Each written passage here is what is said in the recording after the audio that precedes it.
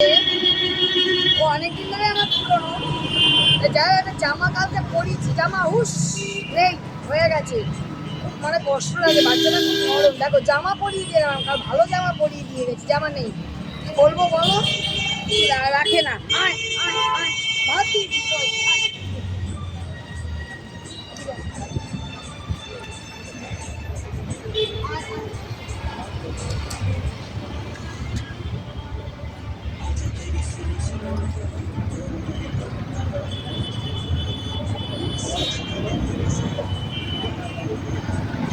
শুধু এখানে জায়গাটা থাকে, এটা কিন্তু বড় হাই রোড, কিন্তু আমাদের পুরো হাই রোড।